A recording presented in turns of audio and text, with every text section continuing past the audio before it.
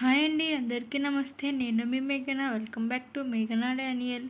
ఈరోజు మన ఛానల్లో గోధుమ పిండితో మంచిగా తీపి లడ్లు చేసుకోబోతున్నామండి.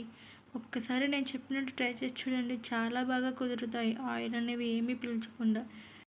ఈ బెల్లం లడ్లు చేసుకోవడం చాలా సింపుల్ అండ్ ఈజీ. ఈవినింగ్ టైంలో మంచి స్నాక్స్గా బాగా ఉంటాయండి. చిన్నపిల్లలు బాగా ఇష్టంగా తింటారండి. మీ ఇంట్లో ఎవరైనా చిన్నపిల్లలు ఉంటే ట్రై చేసి చూడండి. ఇప్పుడు మనం ప్రిపరేషన్లోకి వెళ్దామండి. నేను ఒక హాఫ్ కిలో బెల్లం తీసుకున్నానండి. దాన్ని కొంచెం వాటర్ పోసుకొని పొయ్యి మీద పెట్టి కరిగించుకుంటున్నాను. మీకు కావాలంటే విడిగా అయినా చేతితో అయినా కరిగించేసుకోవచ్చు. కొంచెం టైం పట్టింది దానికైతే. ఇలా అయితే సింపుల్గా అయిపోతుంది. బెల్లం కరిగిన తర్వాత పక్కన పెట్టేసుకొని ఇప్పుడు ఒక గిన్నెలో తీసుకొని అందులో 2.5 కప్పు గోధుమ పిండిని వేసుకుంటున్నాను.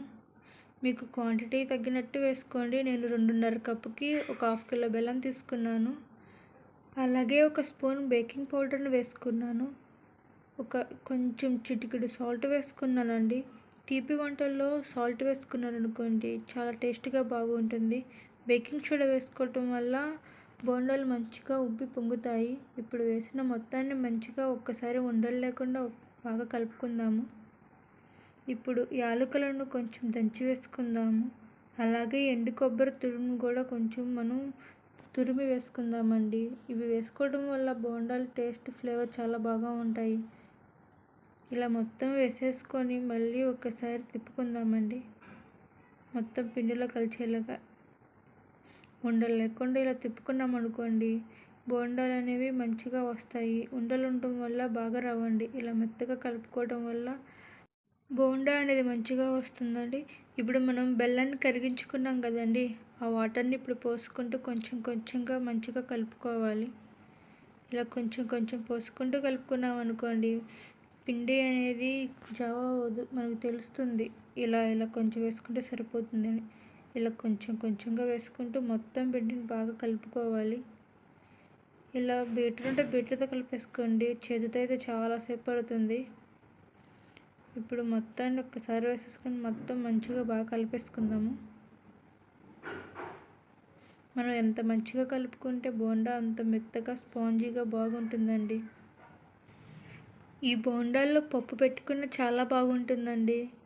కానీ ఇప్పుడు నేను పెట్టడం లేదు, కానీ పెట్టుకుంటే చాలా బాగుంటుంది. చూడండి, ఇలా మెత్తగా మంచిగా బాగా కలిపేసుకుందాము. ఇలా ఉంటే సరిపోతుందండి. ఇలా ఉండాలి. మరీ లూజ్ అయినా బోండా అనేది ఆయిల్ ఎక్కువ పీల్చేసి అంతగా బాగోదు. ఇలా ఉంటే సరిపోతుంది. ఇప్పుడు స్టవ్ ఆన్ చేసుకొని పెనం పెట్టుకొని అందులో ఆయిల్ పోసుకొని ఆయిల్ హీట్ చేసుకోవాలండి.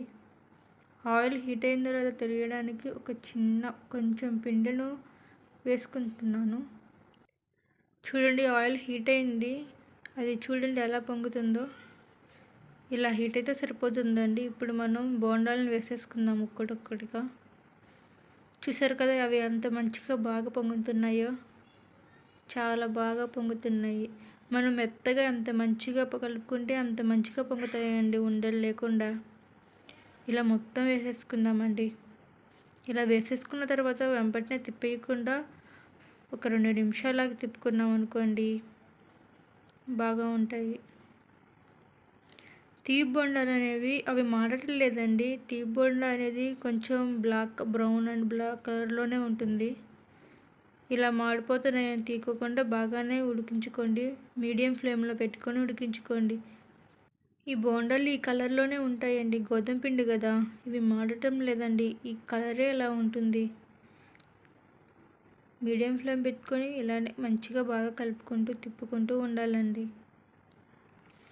ఇలా ఒక్కొక్కటిగా తిప్పుకుంటూ ఉండాలి. కొన్ని తిరగడం లేదు చూసారా, అయినా కొంచెం బాగా తిప్పుకోండి మొత్తం మంచిగా వేగేంత వరకు. చూడండి, ఇలా వేగితే సరిపోతాయండి. ఈ కలర్గా వస్తే తీసేసేయండి. మరీ ఎక్కువగా ఉంచిపోకండి, నల్లగా కానొస్తాయి. ఇలా ఉంటే సరిపోతుంది. మనం మీడియం ఫ్లేమ్లో పెట్టుకున్నాం కాబట్టి బాగానే ఉడికిపోతాయి. గోధుమ పిండి కదా, బాగా ఉడికిపోతుంది, ఇబ్బంది ఏమీ లేదు. ఇప్పుడు మొత్తం తీసేసుకొని మళ్ళీ ఇంకొకసారి బోండాను వేసేసుకుందామండి. ఇలా ఒక్కొక్కటి వేసేసుకోండి. నాకు బోండా గుండ్రంగే రాదండి, ఎలా ఉన్న బోండాయే కదా. ఇలా మొత్తం వేసేసుకోవాలి. ముందు చెప్పినట్లే మొత్తం వేసుకొని వెంబటనే తిప్పుకోకుండా కాసేపు 2 నిమిషాలాగా తిప్పుకొని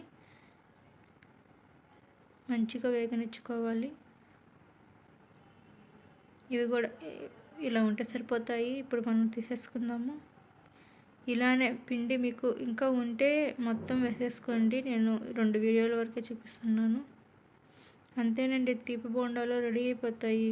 చాలా సింపుల్గా అయిపోతాయి. ఇప్పుడు మనం సర్వ్ చేసేసుకోవటమేనండి. సాయంకాలం పూట చాలా సింపుల్గా అయిపోయేది, అలాగే పిల్లలు చాలా చక్కగా ఇష్టంతో తినే రెసిపీ అండి. ఒక్కసారి ట్రై చేసి చూడండి.